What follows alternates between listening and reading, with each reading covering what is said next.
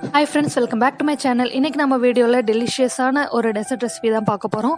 Summer season வந்தாச்சு. So தர்பூசணி நிறைய கிடைக்கும். அதை வச்சு ஈஸியாவும் ரொம்ப டேஸ்டியாவும் ஹல்வா எப்படி பண்றதுன்னு பார்ப்போம். இந்த ஹல்வா செய்ய தர்பூசணி 1 எடுத்திருக்கேன். 250 கிராம் போல சுகர் எடுத்திருக்கேன். கார்ன்ஃபிளவர் மாவு 2 ல இருந்து 3 டீஸ்பூன் எடுத்திருக்கேன். நெய், முந்திரி, பாதாம் தேவையான அளவு. தர்பூசணியை கட் பண்ணி அதுல இருக்க விதையெல்லாம் எடுத்துட்டு குட்டி குட்டியா கட் பண்ணி மிக்சியில தண்ணி சேர்க்காம ஜூஸ் போட்டு வச்சிருக்கேன். இப்போ அதும் கூட கார்ன்ஃபிளவர் பவுடர் சேர்த்து கட்டி இல்லாம கலக்கி வச்சுக்கலாம்.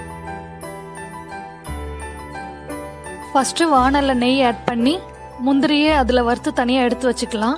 இப்போ மீதி இருக்க நெய்ல கூட கொஞ்சம் நெய் சேர்த்து ரெடி பண்ணி வச்சிருக்க ஜூஸ் ஆட் பண்ணிட்டு நல்லா கலந்து விட்டுடலாம்.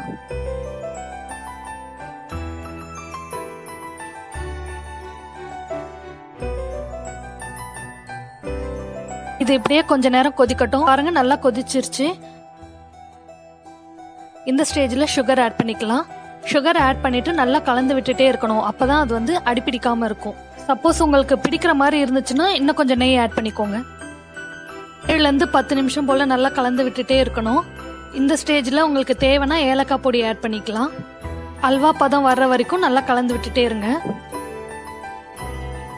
ஆமா, எந்த கலருமே ஆட் பண்ணல. ஆனா பாருங்க எவ்வளோ கலர்ஃபுல்லா இருக்குல்ல.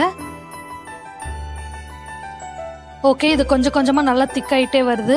பாருங்க அல்வா பதத்துக்கு வந்தாச்சு. இப்போ நம்ம ஆல்ரெடி நெய்ல வறுத்து வச்சிருக்க முந்திரி இதில் ஆட் பண்ணிட்டு வேற பவுலுக்கு ட்ரான்ஸ்ஃபர் பண்ணிக்கலாம். அவ்வளோதான், ரொம்ப டேஸ்டியான வாட்டர்மெலன் அல்வா ரெடி ஆயாச்சு. நீங்களும் இதை ட்ரை பண்ணி பாருங்க. எப்படி இருந்ததுன்னு மறக்காம கமெண்ட் பண்ணுங்க. இந்த வீடியோ பிடிச்சிருந்தா லைக் பண்ணுங்க, ஷேர் பண்ணுங்க, கமெண்ட் பண்ணுங்க. சப்ஸ்கிரைப் பண்ணாதவங்க சப்ஸ்கிரைப் பண்ணிடுங்க. கூடவே பெல் ஐக்கானையும் கிளிக் பண்ணிடுங்க. And thank you. Bye from Diksh's mom.